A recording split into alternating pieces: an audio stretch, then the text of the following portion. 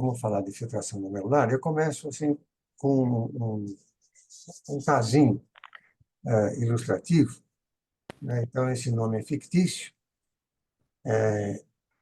mas o paciente é real. Então, um paciente diabético há 20 anos, e ele tem, ele está num processo de perda de função renal, de perda do ritmo ou da taxa de filtração glomerular, do RFG ou TFG, continuamente, está perdendo a função. Nos últimos 10 anos, é aquele tipo de paciente que não é muito aderente, né, que não vem às consultas, não toma, né, a medicação adequadamente, etc. Ele está atualmente com uma ureia de 159, creatinina de 4,7, né, o RFG, né, a taxa de filtração estimada de 13 ml por minuto. O valor normal, como vocês sabem, né, para homens é em torno de 125 ml por minuto, tem uma faixa de variação, mas, enfim, ele está com 10% de função, mais ou menos. Se a gente olhar aqui a progressão dele, nesse gráfico, que é gerado automaticamente no prontuário eletrônico, você vê que ele foi encaminhado já com uma filtração, né, metade do normal, já tinha uma perda de função, e ao longo de 20 anos, né, ele foi perdendo função até chegar nos 13 que, né, atualmente, e é, essa a situação dele. Ele está hipertenso, né, então ele começou até com a pressão arterial normal, né, nem sempre, muitas vezes começa já hipertenso. E ele está com 160 por 105, e nesse ritmo ele vai precisar de diálise logo. Tá? Voltando aqui um pouquinho, você vê que se você fizer uma extrapolação aqui, não vai demorar muito, né, para ele precisar de diálise permanente, né? Bom, nós estamos falando de filtração, RFG para lá, filtração para cá, clearance, né? Mas o que é realmente o RFG? E quando a gente fala RFG e clearance, qual a diferença, né? Então, existem assim, muitos conceitos imprecisos aí, ou mesmo impróprios, que são disseminados na população geral e mesmo no meio médico. Então, se você for olhar aí a mídia, a, a imprensa, né, anúncios e conversa de WhatsApp, etc., todo mundo diz que os rins são os filtros do corpo, né? Se você puser rins e filtros no Google, vai aparecer isso aqui, certo? Um monte. Como é o processo de filtração do sangue nos rins? Cuide bem dos seus rins, porque eles filtram o sangue. Os rins são dois órgãos importantes que filtram o sangue, e assim vai, né? Mas eles são filtros mesmo. É isso mesmo, os rins filtram o sangue, então separam o que é ruim, né, por essa filtração, filtram, né, pegam o que é ruim e jogam fora. E mantêm o que é bom, né? É isso mesmo, são filtros. Bom, se você pensar num filtro doméstico, esse que todo mundo está acostumado a usar, então como é que funciona um filtro desse?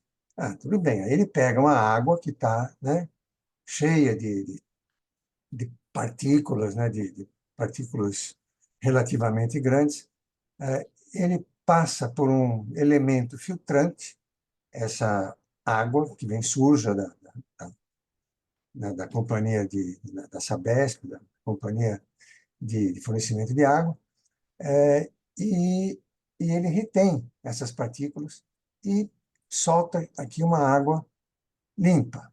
Tá? Ainda tem alguma coisinha, mas as partículas ficaram para trás. Realmente, né? Então, o filtro doméstico, as impurezas, se a gente pode chamar assim, são retidas. E o filtrado, que é o que você quer, sai limpo. Bom, mas e nos rins, né? Nos rins, Isso aqui devia chegar depois, então ignore isso aqui por enquanto, tá? A gente tem milhões de filtros, são os glomérulos.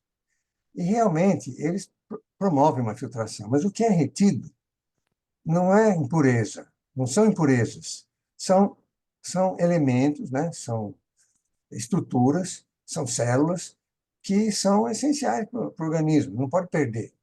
Não pode perder hemácia. Se perder hemácia é hematura, não pode. Né? Leucócito, não pode perder leucócito, não pode perder proteína. Tá? Então, o filtro glomerular retém, o que ele retém são elementos importantes. Então, ele não está filtrando, pegando a porcaria e jogando fora, certo? E retornando né, o sangue limpinho para a circulação. Não é isso. Vamos pegar aqui um glomérulo. Vamos ver aqui. Pega esse glomérulozinho aqui, certo? Amplia. Então, está vendo aqui, ó, aqui está representado, são hemácias, mas tem mais coisas, né? Então, elas são retidas, as hemácias e as outras células, de plaqueta, tal, são retidos aqui. Eles não passam pelo filtro, certo? Proteínas são retidas. E o que acontece em seguida é que, então, esse ultrafiltrado, que não tem mais as hemácias, as proteínas, etc., ele vai para o néfron, vai para os túbulos, né, para os túbulos, né, para a outra parte do néfron, que são os túbulos. Agora sim, esse filtrado é processado, certo? Então ele é depurado e na urina final fica apenas aquilo que a gente precisa pôr para fora, que são escórias nitrogenadas, são, né, lixos metabólicos de vários, a gente nem conhece todos, e excesso de sódio, excesso de potássio, assim por diante. Tá? E o restante, então, glicose não é perdido, né? Não tem excesso de glicose, só se for diabético, né? Mas habitualmente, normalmente, você não perde glicose na urina. Tá? Então, esse é o conceito que precisa ficar. Os rins não são filtros no sentido, né, de um filtro doméstico, um filtro da cozinha, certo? Eles são órgãos muito mais sofisticados do que isso, né? Eles são órgãos depuradores. Então, a gente está falando de depuração. Quando a gente fala de clearance, então, porque o clearance.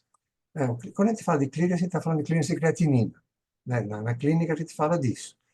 O clearance de creatinina, na verdade, é um caso especial, porque a gente usa a creatinina como biomarcador, mas o clearance, na verdade, é uma depuração. Os rins fazem o clearance mesmo. Não só de creatinina, eles fazem clearance de um monte de coisa, né? Fazem de ureia, fazem de outras escórias, fazem clearance de sódio, fazem clearance de potássio.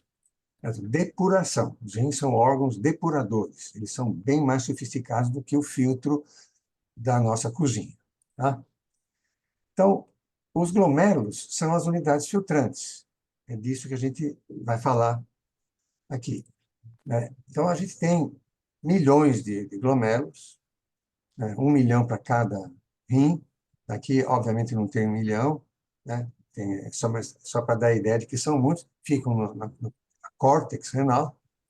Muito bom. Se você for lembrar da anatomia renal, você tem a artéria, a gente não vai entrar em detalhes, é claro, mas tem a artéria renal, suas ramificações, tá? Tem, então, artérias arqueadas, tem artérias interlobares, e depois as interlobulares, e se a gente puser uma lupa aqui, né, das interlobulares saem aferente e eferente, quer dizer, é o que está representado aqui. A artéria interlobular aqui, arteríola agora, aferente, arteríola eferente aqui, certo? Então, a eferente é um pouco menor, e aqui no meio fica o tufo glomerular, ficam os capilares glomerulares, que são, né, um conjunto de alças capilares que estão em paralelo, e elas saem da arteríola aferente, é, então, elas, né, têm essas alças têm esse trajeto paralelo, depois se reúnem de novo, se reunificam e formam, chegam, né, voltam a formar arteríola eferente. Tá? Então, é pelo tufo aqui que acontece o processo de filtração, pelos capilares, que não acontece filtração pelas arteríolas, nem aferente, nem eferente, nada. É pelos capilares que pode acontecer a filtração. Tá? E o que a gente chama de ritmo de filtração glomerular, talvez seja mais adequado falar em taxa de filtração glomerular, mas ritmo não é tão absurdo. Mas o importante é que é o somatório, né, das filtrações, das pequenas filtrações desses 2 milhões de glomérulos. Por que essa filtração é importante? Porque esse ultrafiltrado, né, que a gente tem, esse somatório, desculpa, volta aqui. Então, esse somatório aqui, que vai dar a filtração que a gente mede, inclusive, clinicamente, esse ultrafiltrado é o que vai permitir que aconteça a depuração. Você precisa de todo esse ultrafiltrado para os túbulos fazerem a depuração, né, e colocar para fora apenas o que é necessário colocar para fora. Quanto que é esse ultrafiltrado? É esse absurdo aqui, 180 litros por dia. Então, eu estava dizendo que os rins normais filtram 180 litros por dia, que são 180 garrafinhas como essa que está aqui, certo? Que o pessoal usa de maneira geral. E, né, normalmente, 90 a 125 ml por minuto em homens, em mulheres um pouco menos. Então, quando cai a filtração, a medida que a gente tem, a representação clínica que a gente tem da função renal. A gente não mede a capacidade de acidificação ou de colocar potássio ou sódio ou qualquer outra coisa para fora. A gente mede o RFG pelo clearance creatinina, que é o biomarcador que é mais adequado para a gente usar. Tá? E quando a gente fala em insuficiência renal, a gente fala em queda do RFG. Então, é como se os rins de um ser humano ficassem do tamanho dos rins de um gato. Certo? Então, isso aqui, então a pessoa entra em insuficiência renal. São conceitos que a gente tem, mas estão baseados no RFG, a importância do RFG. Isso aqui é uma representação, vocês estão vendo agora tudo, né? Vocês estão aí? Alô? Nós estamos sim, doutor Zatz, pode ficar Ah, tranquilo, tá tudo bem. tá bom. Então, tá bom. Então, o que que é essa tal de depuração? A gente fala em depuração, né? A depuração é a, a capacidade, ela mede, clearance em inglês quer dizer depuração, né? Tem outros significados também, mas no caso aqui específico depuração. O que que é capacidade de depuração? É a capacidade de limpar, né, qualquer coisa. Pode ser uma sala, pode ser um rio. Então, você imagina aqui, se eu tenho uma cidadezinha pequena, né, e tenho um rio, um riozinho onde a cidade supostamente joga os detritos.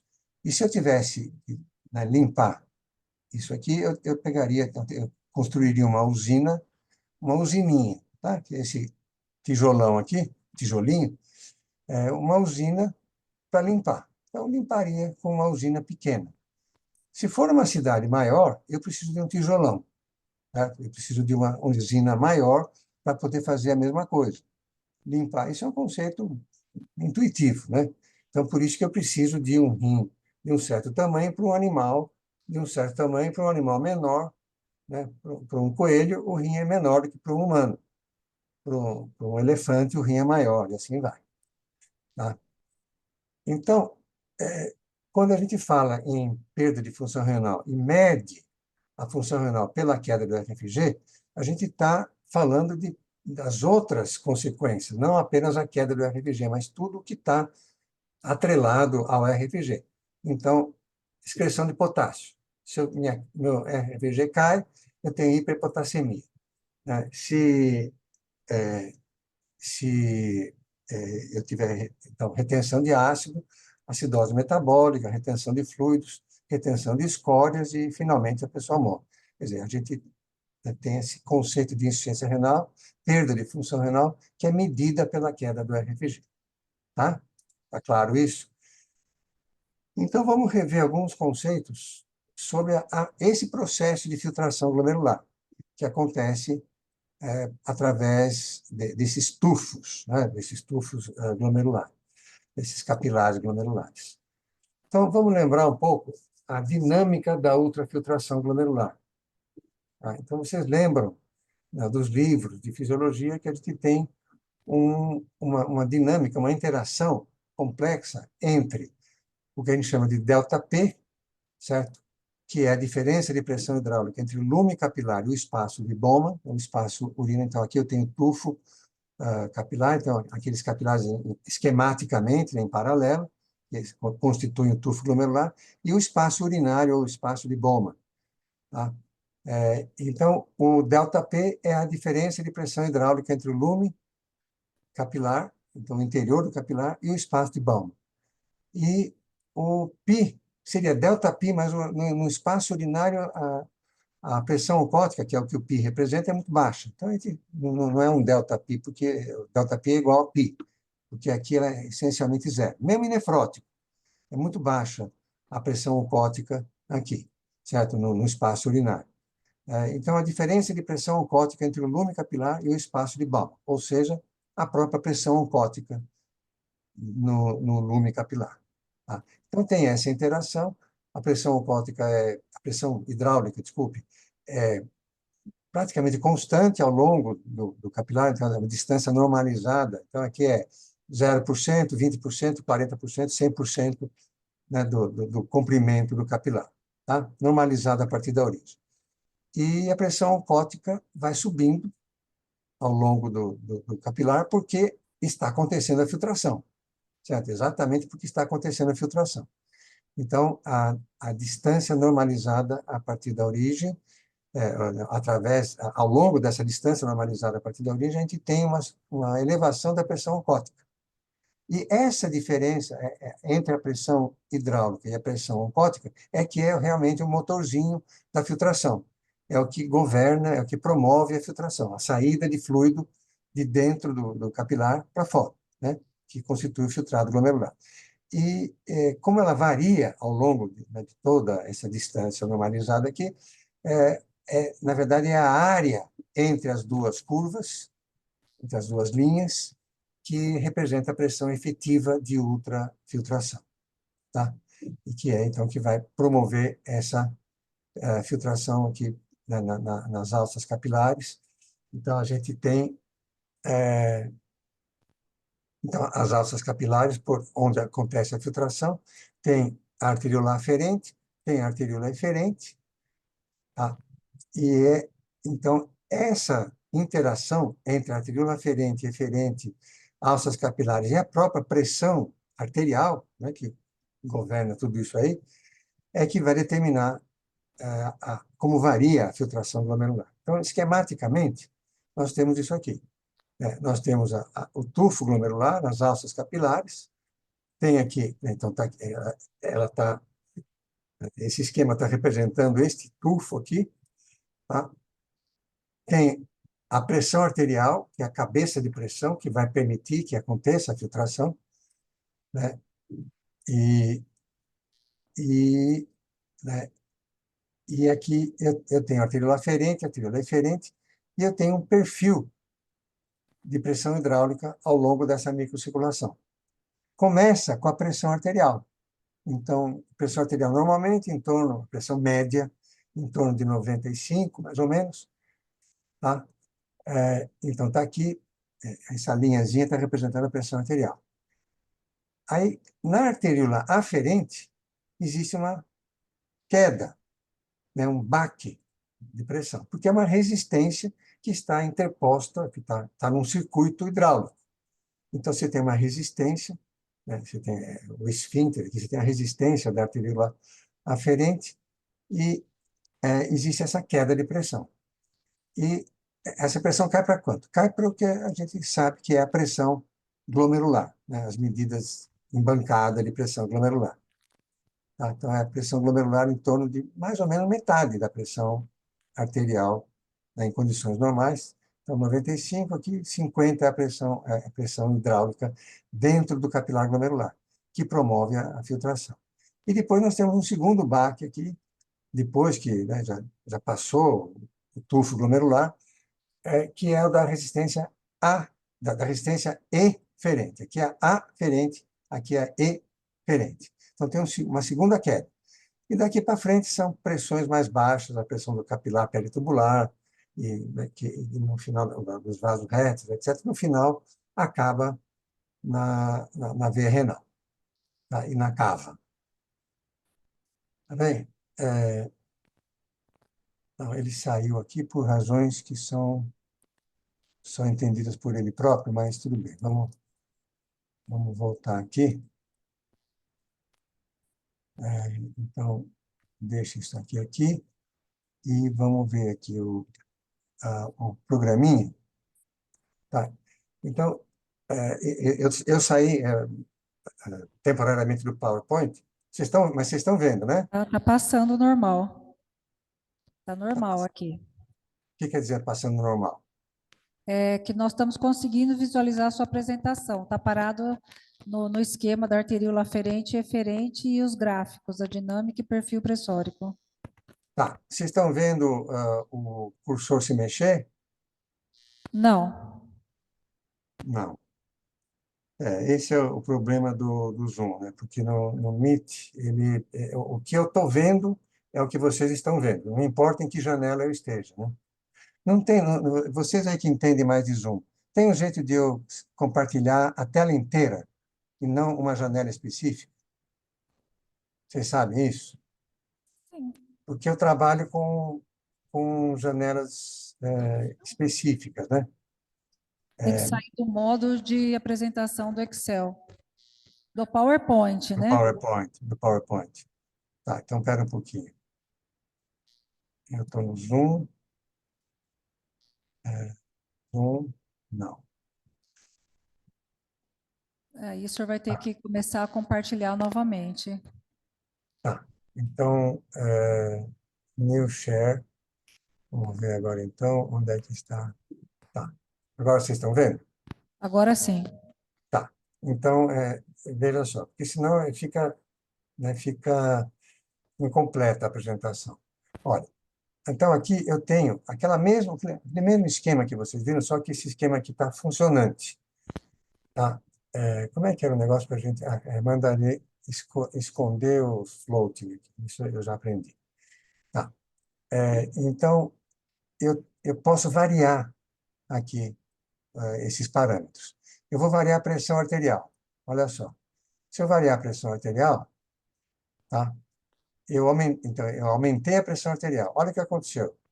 O fluxo aumentou, porque eu aumentei a pressão. Vocês estão acompanhando, né? Então, Maria Alice, Sim, nós estamos acompanhando, sim. tá bom. Estão vendo isso aí. É bom certificar, né? Bom, eu estou vendo aqui, né? Então, tá certo, tá tudo certo. Então, eu aumentei. Veja o que aconteceu. Aumentou o fluxo. Aumentou o fluxo e também aumentou a pressão. Veja só, a pressão arterial aumentou. Eu tenho ainda a queda na aferente, mas a pressão intraglomerular aumentou também, se elevou também, porque a resistência aferente ficou na mesma ali, ficou na dela.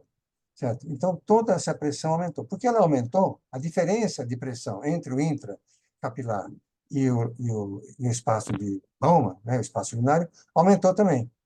Com isso, veja só, a pressão oncótica também aumenta porque a filtração ficou mais rápida, né, aumentou a filtração aqui, e eu tenho, no fim das contas, né, ela sobe também, mas sem. Isso não impede que essa área cinzenta aqui, que é a pressão efetiva de ultrafiltração, aumente. Então, aumenta a filtração. Vocês veem que essa seta aqui aumentou. Tá? Isso é o que acontece se eu aumentar a pressão e não fizer mais nada. Tá? Vamos voltar a referência aqui. Então, eu tenho aqui, eu vou tentar tudo normal de novo. Eu vou mexer na arteríola aferente. Se eu mexer na arteríola aferente e aumentar diminuir, desculpa, diminuir a aferente, o que acontece? A pressão não variou, mas o fluxo aumentou, porque eu diminui a resistência. E porque eu diminui a resistência, a queda aqui da pressão ficou menor. Então, a pressão hidráulica aumentou aqui, se elevou. Certo? Só de diminuir a aferente, não mexi na eferente. Então, com isso, a filtração aumentou. Então, ou seja, a aferente, quando a gente diminui, né, a resistência aferente, a filtração aumenta, porque aumenta o fluxo e porque aumenta a, a pressão. Tá? Se eu fizer o contrário, diminuir, então volta para o valor de referência, diminuir a pressão, desculpa, diminuir o diâmetro da arteriole. Então, volta aqui. Se eu aumentar a resistência, diminuir o diâmetro aqui, vocês vão ver que diminui o diâmetro, então aumentou a resistência. O que acontece? Aconteceu ao contrário. O fluxo diminuiu, a pressão hidráulica diminuiu, porque agora estou com uma resistência maior aqui, a queda é maior, certo? E a filtração para. Se eu diminuir, se eu aumentar muito a resistência aferente, a filtração para. Tá? Eu não mexi na eferente. Tá? Agora, vamos ver o que acontece se eu mexer na eferente. Né? Então, eu vou fazer tudo que eu ia fazer aqui para não ter que ficar toda hora trocando. Tá? Se eu mexer então, valor de referência de novo, vamos mexer na eferente. Se eu diminuir a eferente, quer dizer, se eu dilatar a eferente e diminuir a resistência, o que vai acontecer? É catastrófico, né? Porque se eu diminuir a eferente, eu vou aproximar essa pressão aqui da pressão venosa, ou da pressão capilar peritubular, das pressões mais baixas. Tá? E com isso, eu vou diminuir a pressão. Então, diminuir a pressão aqui. Se eu diminuir a pressão é muito importante para que tenha filtração. A filtração despenca. Tá? Mesmo que o fluxo aumente um pouco. Mas o que vai valer aqui é a pressão diminuir. Se eu abrir toda a eferente, eu não tenho filtração nenhuma. Tá? Zero a filtração. E se eu fizer o contrário? Se eu aumentar a resistência eferente, se eu fizer constrição dela e aumentar a resistência eferente, você esperaria o quê? Se quando eu dilato, cai a filtração, quando eu faço a constrição e aumento a eferente, deveria aumentar a filtração. Vai aumentar a pressão, e realmente a pressão aumenta. Olha aqui, eu estou aumentando a resistência eferente. A pressão hidráulica aqui aumenta, é verdade. Mas a filtração não se mexeu. E por quê? Porque o fluxo diminuiu. Então, veja o que aconteceu com a dinâmica aqui. Certo? Então, de um lado, aumentou a pressão hidráulica. Do outro lado, o fluxo diminuiu e, com isso, o equilíbrio se estabeleceu aqui na metade do capilar. Então, eu só estou filtrando em metade aqui, porque o fluxo está baixo. Tá? Então, a resistência eferente, ela tem essa característica. Como ela está localizada depois, então, se eu aumentar a eferente, eu vou ter um conflito entre os dois efeitos, o da pressão e o do fluxo. A pressão se eleva e o fluxo diminui. Tá? E a pressão acaba, desculpa, a filtração acaba não variando. Tá bem? Então, deixa eu só mostrar mais uma coisinha. O que acontece se eu pegar aqui a aferente e, desculpa, antes de pegar a aferente, eu pego a pressão, estou hipertenso, o paciente, o indivíduo está hipertenso. O que é que o glomérulo vai fazer? O que a aferente vai fazer? Ela vai se contrair. Tem um reflexo miogênico, que já é suficiente para isso. Ela vai se contrair, e o que acontece? Olha, com a contração da aferente, você vê que ela está diminuída aqui, né? Eu normalizei tudo. Eu normalizei, né, a pressão, normalizei o fluxo e normalizei a filtração. Eu só não normalizei a pressão arterial, que continua alta lá em cima. Mas você vê que o baque aqui, a queda é maior. Tá? Bom, vamos fazer o contrário. Vamos deixar o indivíduo hipotenso. Tá? Está hipotenso. O que é que a aferente vai fazer? É o mesmo reflexo com o sinal trocado. Ela vai dilatar. Certo? Então, ela vai dilatar, dilata, dilata, dilata, pronto. voltou tudo ao normal. Ou seja, a aferente é, né, extremamente apropriada para fazer regulação da filtração, autorregulação da filtração. Ela é suficiente, ela basta para fazer a autorregulação. A eferente é complicada, né? Você já pensou? Uma hora ela despenca, outra hora ela não faz nada, então ela não serve muito para autorregulação. Tá? Eu vou resumir isso que a gente viu lá no modelinho. Eu teria feito isso de uma maneira diferente, mas dá muito trabalho, a gente tá complicado mudar toda hora de janela. Né? Então, elevação da PA, aumento do fluxo, né? Faz aumentar o fluxo, faz aumentar o RFG, tá? Faz aumentar a pressão capilar intraglomerular, a pressão do capilar glomerular, que também faz aumentar o RFG. Então, a elevação da PA faz aumentar a filtração. Tá? Se for uma queda, tudo acontece com o sinal trocado. Tá? Beleza. Então, se não houvesse a regulação, a autorregulação, eu teria uma variação do RFG diretamente com a pressão arterial. Seria uma função linear. Né? Teria um mínimo, porque abaixo de um certo valor cairia abaixo da pressão oncótica, então filtraria. Então, a pressão arterial aumentaria, então, se não tivesse autorregulação. O RFG seria uma função linear. Eu acho que acontece isso em invertebrado, né? Mas não em mamífero. Né? Então, com a autorregulação, a gente tem isso aqui. A gente tem uma faixa de autorregulação, né, em que funciona a autorregulação funciona nesta faixa, abaixo dessa faixa despenca, acima dessa faixa vai lá para cima. Tá?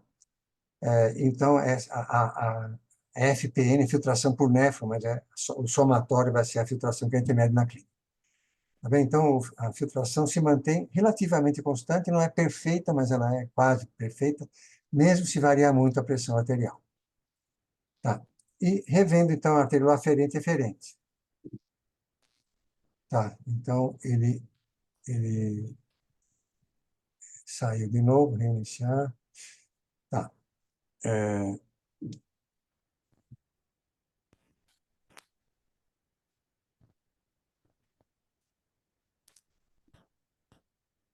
Tá. Se fizer constrição de resistência aferente, tá? O fluxo diminui, você lembra que a gente fez isso, né? A gente já mostrou no modelinho lá. Diminui o fluxo, diminui o RFG, certo? Ao mesmo tempo, diminui a pressão glomerular, diminui o RFG, também um efeito diminui a constrição da resistência aferente, diminui o RFG. Ponto final. Mas não tem, né, não tem alternativa a isso. E ao contrário, se eu fizer dilatação da resistência aferente, vai aumentar o fluxo, vai aumentar a pressão, vai aumentar, que aumenta o RFG, vai aumentar a pressão, que também aumenta o RFG. Então, tudo converge para aumentar o RFG na dilatação e diminuir na constrição. Tá? Agora, se a gente puser isso num gráfico, o RFG varia inversamente com o RA. E é uma variação monofásica. Tá? Ela varia sempre, é sempre no mesmo sentido. Aumentou, diminuiu, diminuiu, aumentou. Não tem, né, não tem uma complicação, não tem uma fase em que acontece diferente nem nada.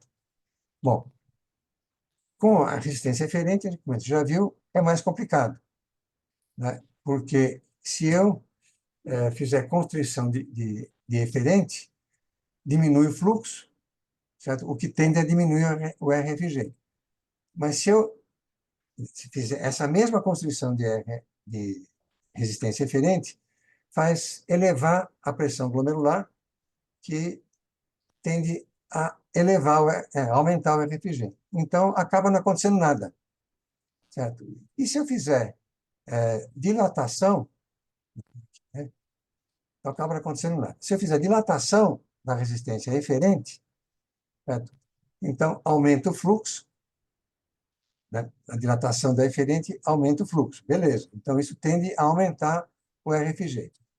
E, de outro lado, tende a diminuir a pressão glomerular, o que tende a diminuir o RFG. E, portanto, não acontece nada. Tá? Só que se eu diminuir muito a pressão intraglomerular, se eu fizer uma dilatação muito grande da resistência eferente, vai baixar a pressão glomerular e vai cair a filtração. Tá? Então, se eu puser isso num gráfico, veja só que tem duas fases aqui. É uma variação bifásica. Se eu tiver com a resistência eferente muito baixa, a pressão vai estar tão baixa que não vai filtrar nada.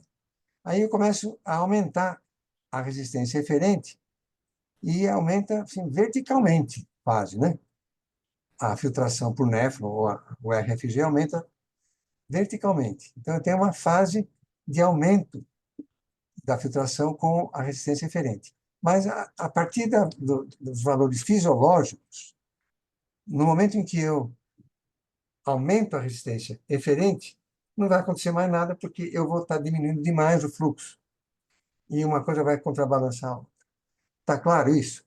Portanto, gente, a arteríola aferente, ela é, como eu já mencionei, ela é perfeita para fazer autorregulação, para regular o RFG. Se for necessário aumentar o RFG, a gente vai fazer o quê? Dilatar a arteríola aferente, se eu precisar aumentar o RFG em alguma situação. Se precisar contrair, se precisar diminuir, contrai, contrai a aferente e aumenta a sua resistência. Tá? Então, ela é perfeita para fazer regulação. E se for a eferente, né, a eferente não. Ela não é boa para fazer regulação, mas ela é necessária para que o capilar glomerular seja um capilar filtrante. Se eu não tivesse a eferente no final, a pressão intraglomerular ia cair continuamente ao longo do capilar.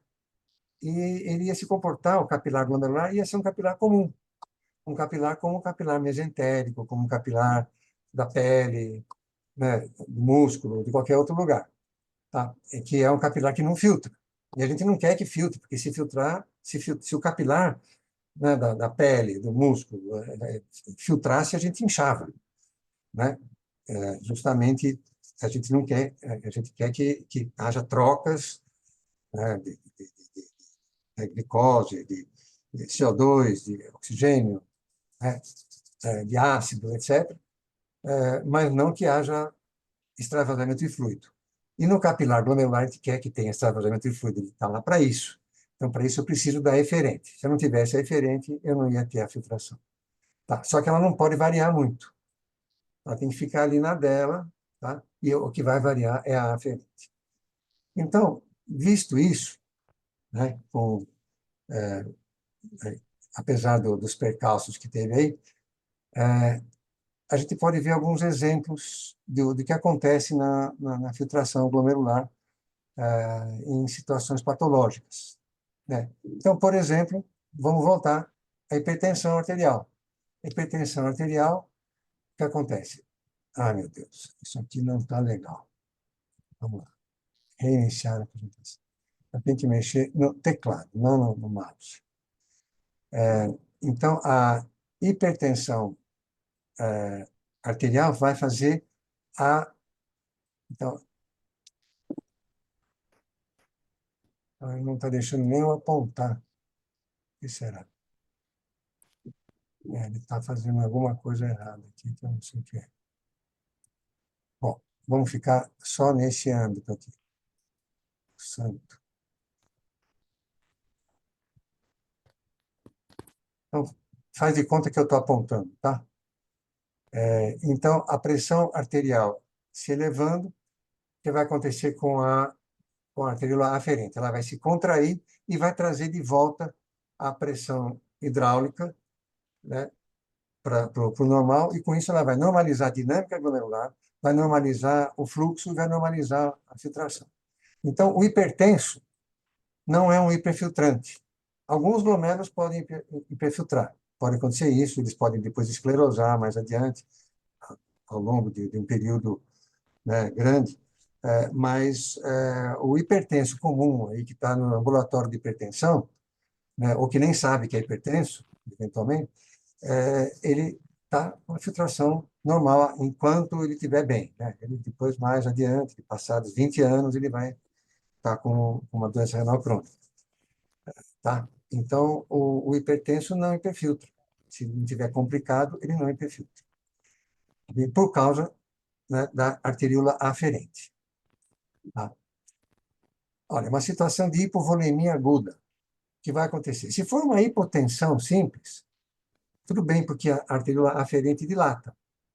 Mas se for uma hipovolemia grave, uma hemorragia, uma desidratação grave, o que vai acontecer? Né? Toda a lógica muda. Não é mais agora não é a filtração que é o problema, a autorregulação da filtração. O problema é que tem que manter a circulação coronariana e a circulação cerebral, numa situação como essa, certo? Senão, né, não dá. Então, você precisa. Então, todo o esforço do organismo vai ser no sentido de reter volume. E os rins vão nessa. Então, a ordem que vem de cima é contração de tudo ali. Contrai a aferente, não importa se a pressão está baixa, se a filtração está baixa. Tá? Existe todo um processo de proteção do volume. Você não quer filtrar nada enquanto a situação tiver. Claro que, né, que se persistir, vai virar uma necrose tubular aguda, certo? Mas isso já é um outro problema. Tá bem? Então, e o que acontece com a dinâmica glomerular?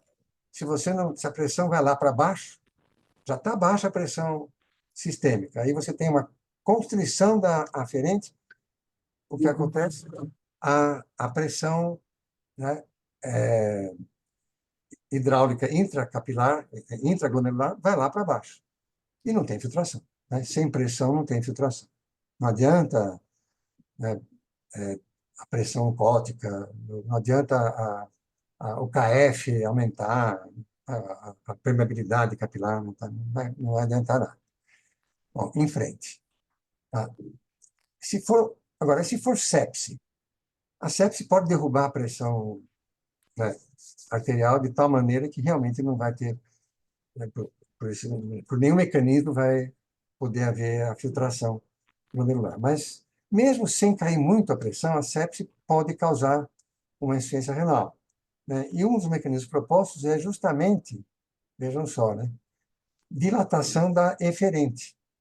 Então, se a eferente se dilatar, eu ia mostrar isso no modelo, mas acho melhor não, né? Deixa. Vocês já acompanharam isso. Se a eferente dilatar, a pressão intraglomerular despenca. Então, isso explica por que, em alguns casos de sepse, ou frequentemente acontece, né, isso, você tem até um aumento do fluxo intrarrenal, mas a filtração está lá embaixo. Então, o que dilatou não foi a aferente, foi a eferente. Então, a eferente dilatada. E por que lá? Aí é mistério, né? Quais são os mecanismos? A gente não sabe, tem a ver com tudo que está acontecendo sistemicamente na sepse. Eu não vai entrar em detalhe aqui. Mas é, é interessante a gente entender bem a dinâmica da filtração glomerular para entender esses mecanismos, ou esses mecanismos propostos. Muito bom. Na diabetes, né? Todo mundo sabe disso, né? Diabético, hiperfiltro. Tanto tipo 1 como tipo 2. O tipo 2 a gente não sabe quando começou. Tipo 1 a gente sabe. E a gente sabe que o diabético tipo 1, com certeza, hiperfiltra nas fases iniciais. E isso pode ter uma implicação mais adiante na própria nefropatia diabética, como vocês sabem. Por que como acontece essa hiperfiltração? Acontece porque, lembra, para aumentar a filtração glomerular, precisa dilatar a aferente. Não adianta mexer na eferente. A eferente não serve para isso. Então, não é que o indivíduo queira aumentar a sua filtração, mas para ela aumentar, precisou, né, a gente sabe que a aferente dilatou. E porque ela dilatou, aí é outra história. Né? Então, por causa da glicose alta, por causa do glucagon, por causa do hormônio de crescimento, por causa do peptídeo natriurético, por causa de prostaglandina, né, vasodilatadora, por causa de óxido nítrico, ou por causa de tudo isso junto. Né? O fato é que ela dilata. Tá? E com isso a filtração, então, aumenta a pressão intraglomerular e a filtração aumenta. Esse aumento da pressão intraglomerular é tido como um dos fatores capazes de, né, causar a nefropatia diabética, porque a pressão intraglomerular elevada vai lá e danifica a parede glomerular, que é uma parede delicada, né, a parede do capilar glomerular. Tá. A gente não vai entrar nesses detalhes aqui, até porque não é o único fator, tem outros fatores, tem a glicação não enzimática. Tá? Então, mas é interessante a gente entender isso, né? Que a hiperfiltração necessita da dilatação da aferente. Bom, doença renal crônica, né? O que acontece na doença renal crônica? Então, vai havendo destruição de néfrons, seja qual for o mecanismo, por hipertensão, por diabetes, por glomerulopatia, primária ou secundária, não importa. O fato é que acontece destruição de néfrons. Tá? E com essa destruição, os néfrons que sobram e que estão preservados ou menos atingidos, eles hiperfiltram. É a compensação, né? A hiperfiltração compensatória. Se não fosse essa hiperfiltração compensatória, toda a doença renal crônica ia necessitar de diálise em 2 anos. É justamente essa hiperfiltração compensatória que permite que o indivíduo vai perdendo, né, mas demora 10 anos, demora 15 anos, depende da natureza do processo e dos cuidados que sejam tomados ali, etc. O fato é que é necessária essa hiperfiltração. Tá? Como é que acontece essa hiperfiltração? Então, primeiro, o indivíduo está hipertenso, né? O renal crônico, nas fases avançadas, ele fica hipertenso. Mesmo sem ficar hipertenso, existe a dilatação da aferente. Está lá. A aferente dilatada. Com a aferente dilatada, aumenta o fluxo, aumenta a pressão, eleva-se a pressão intracapilar. A dinâmica glomerular fica como está mostrado ali, como vocês estão vendo, né? E a filtração aumenta. Pode dobrar a filtração, né? 2,5 vezes a filtração habitual. É por isso que a filtração global dos rins, né, que a gente mede ou estima na clínica, não cai tão rápido. Tá? Tem um preço isso, porque essa pressão mais alta, né, ela é deletéria. Assim como é para diabetes, é também na doença renal. Então, na doença renal crônica, a partir de um certo ponto, vira uma bola de neve. Então, por isso que muitos desses pacientes progridem muito rapidamente depois de um certo ponto. Então, você vai lá, né, e você trata, tentando atenuar ou tentando retardar esse processo. Então, isso que acontece na doença renal crônica, na doença renal crônica, nos néfrons remanescentes. Tá? Então, são aqueles néfrons que, então, se você olhar aqui, eu tenho 2 milhões de néfrons, né, 1 milhão por rim, em situação normal. Na situação de doença renal crônica, diminui o número de néfrons, eles hipertrofiam, ficam maiores, tem hipertrofia funcional também, com a dilatação da aferente, e com isso eu tenho essa situação. Bom, então, beleza. Agora eu tenho uma doença renal crônica avançada, os néfrons restantes estão com esse perfil, e o indivíduo toma um anti-inflamatório não esteroidal. Por que a reação de nefrologista com relação a anti-inflamatório, especialmente anti-inflamatório usado por pessoas com doença renal crônica, ou pessoas idosas que, né, têm uma grande chance de ter a doença renal crônica mesmo, por que essa reação é de horror? Né? Então, arrepia os cabelos. Por que isso? Né? Porque quando você trata com um anti-inflamatório não esteroidal, um dos mecanismos de hiperfiltração é justamente, presume-se que seja, né, as prostaglandinas vasodilatadoras, que permitem a dilatação da aferente e todo esse mecanismo aí de aumentar a pressão, aumentar o fluxo e aumentar a filtração nos néfrons remanescentes. Tá. Aí você vai lá e tasca ali um anti-inflamatório não esteroidal. Ele vai fazer o quê? Neutralizar esse mesmo processo de adaptação, de hiperfiltração adaptativa, que faz com que os néfrons restantes tenham tenham uma hiperfiltração.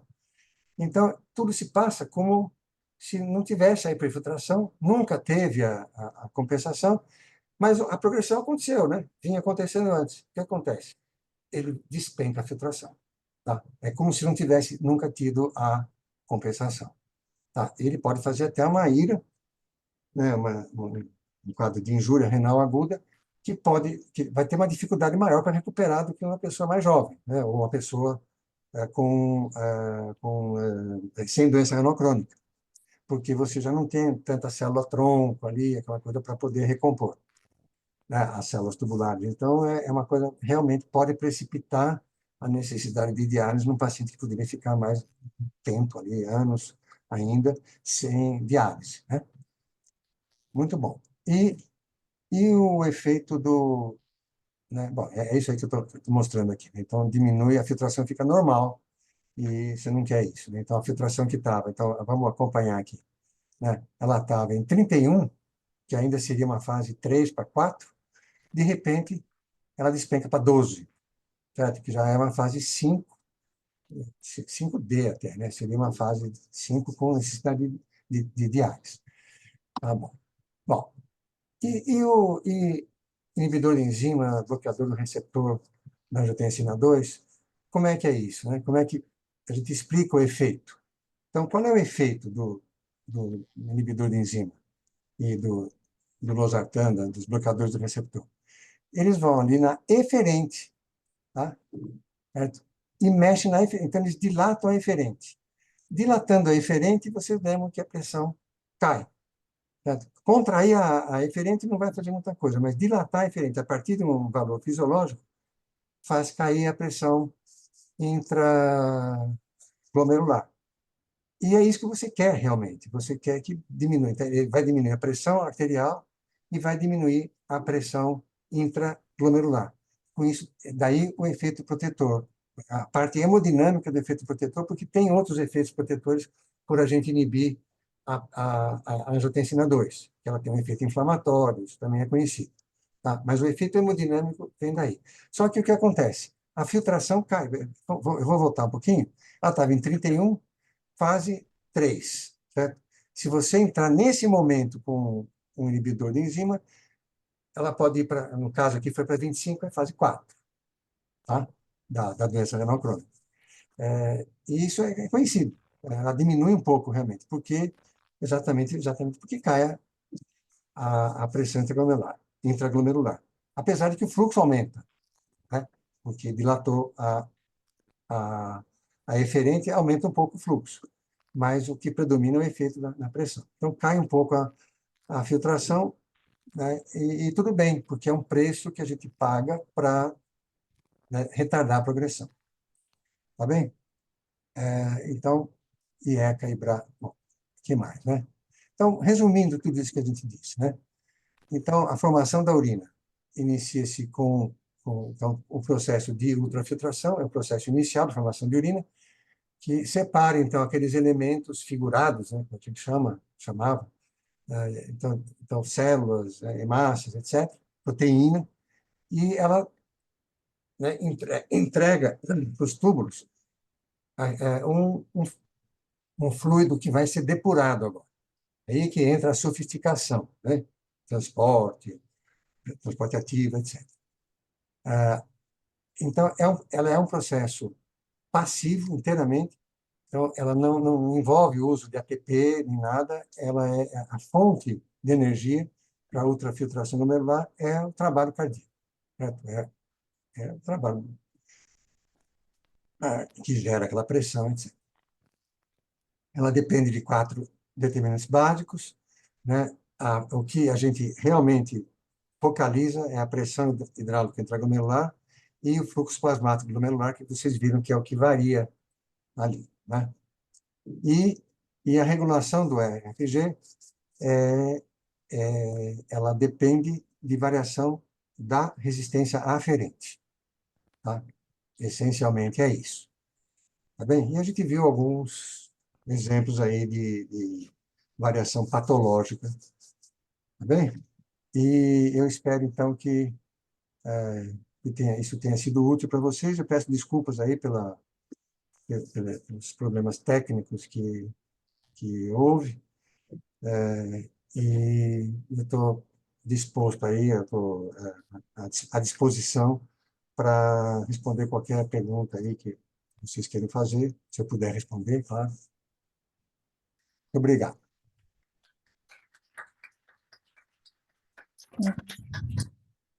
Muito obrigada, doutor Zatz. Eu acho que é sempre muito importante que a gente compreenda esses mecanismos, né? Porque, principalmente, o doutor Zatz muito bem colocou, da fase inicial do diabetes, a gente sabe que depois tem uma fase posterior, então tudo isso tem que ser compreendido e, principalmente, por todos esses mecanismos de filtração, acho que é extremamente importante, IECA, BRA e tudo isso que foi muito bem explicado. Doutor Zatz, apesar desses pequenos percalços aí, a apresentação é excelente, como sempre, né? O senhor nunca nos desaponta. Muito obrigada. Eu acho que eu vou abrir aqui, se alguém quiser fazer alguma pergunta, a doutora Fernanda vai fazer uma pergunta aqui. Por favor. Doutor Zatz, parabéns pela Oi. apresentação, muito boa aula. É um prazer assistir uma aula do senhor ao vivo. Eu tenho uma pergunta em relação à dilatação da arteríola aferente, comparando o anti-inflamatório com as glifosinas. Qual que é a diferença do efeito? Muito bom. É uma pergunta que está aí na ordem do dia, né? Quer dizer, como é que por que as glifosinas têm um efeito protetor que não depende necessariamente do efeito metabólico, né? Então, os mecanismos que são atualmente propostos, o mecanismo proposto é de contração da aferente. Por que a aferente se contrai? Então, vocês vão ver que tem uma corrente que diz o seguinte: a aferente se contrai porque a mácula densa percebe uma chegada de sódio maior. Vocês vão ver isso em revisões, né, por aí. Então, e, e, então ela interpreta, a mácula densa interpreta isso como sendo necessidade de diminuir a filtração. A autorregulação. A mácula densa está lá para fazer a autorregulação, segundo, né, toda essa concepção. E então, pronto. Então, chegou mais sódio lá, a mácula densa se contrai não, ela gera um sinal que vai acabar em contração da arteríola aferente. Tá? Esse é o mecanismo proposto. Um outro mecanismo proposto, né, que não foi estudado, ainda não tem dados sobre isso, é difícil, né? É que as glifosinas funcionam como se fosse um diurético de ação proximal. Na verdade, elas são isso, né? Elas agem no proximal. É como se você estivesse dando manitol para o paciente continuamente. Tá? Você dá, né, a glifosina, ele toma aquela glifosina, fica aquele efeito durante uma boa parte do dia, a maior parte do dia, e é como se estivesse com o manitol na veia ali, gotejando, né, o paciente com acesso em casa, trabalhando, etc. Não, né, que, obviamente, não existe isso. Então, seria um diurético de ação proximal. E nunca existiu isso, né? Existiu a cetazolamida, existe a cetazolamida, mas a cetazolamida é muito fraca, né? E ela é mais usada para provocar acidose do que, né, propriamente como um diurético, né? Ela é usada para o mal das alturas, você vai lá para La Paz, né, para alguma montanha, e você toma acetazolamida para tentar aumentar a frequência respiratória né, a ventilação alveolar e tentar aumentar um pouco o oxigênio. Mas, então, ninguém tem experiência com diurético de ação proximal que é tomado por boca e que pode ser tomado cronicamente. Então, se for um diurético, se tiver esse efeito diurético, veja que é um efeito diurético que vai se somar ao efeito de qualquer diurético que esteja sendo usado, o que é muito comum, né? Você está com o paciente ali tratando doença renal crônica, várias condições, hipertensão mesmo, você está dando tiazida, está dando diurético de álcool, ele vai se somar, né? Então, vai ser mais difícil ter o escape da ação do diurético, ou vai ter um escape, mas à custa de uma depressão maior, né? De uma diminuição maior do extracelular, e ainda por cima, eles estão tomando inibidor de enzima e bloqueador do receptor, da angiotensina 2, que tem um efeito sinérgico conhecido com diuréticos. Tá? Então, talvez seja isso que esteja causando realmente a contração, a constrição da aferente e a queda da pressão intraglomerular. Certo? E não esse efeito da mácula densa. Ou talvez as duas coisas ajam em paralelo, tá? Em conjunto. Então, é isso que eu posso te dizer. Mas aí tem mais conjectura aqui do que propriamente dados, né, evidências científicas. Tá? Então, ainda tem muito chão para percorrer para esclarecer por que tem esse efeito protetor, que não é um efeito protetor só renal, é um efeito protetor cardiovascular também. Na verdade, o primeiro efeito protetor que foi observado foi cardiovascular. Tá? E a ideia da glifosina não era essa. A ideia inicial era baixar a glicemia, certo? Não era um efeito hemodinâmico propriamente dito. Então, nós estamos aí diante de uma... Não sei quanto tempo vai demorar. Você lembra que quando apareceu o enalapril, captopril, enalapril, todo mundo achava que era um efeito na pressão, né? Depois é que se viu que tinha um efeito intrarrenal, que tinha um efeito anti-inflamatório. Tá? Responde a sua pergunta, Fernando. Sumiu, você não está no Sim, meu campo de não, visão. tá. Responde, sim. Eu acho que o doutor Edson, da creatinina, tinha me pedido para fazer uma pergunta também. Ele tinha me pedido para colocar uma foto aqui. Eu acho que todos Então, conseguem ver essa consigo. foto. Tá. Doutor Edson, não sei se o senhor quer falar alguma coisa. É, É, não, o Edson é uma figura assim icônica, né, da nefrologia brasileira, né?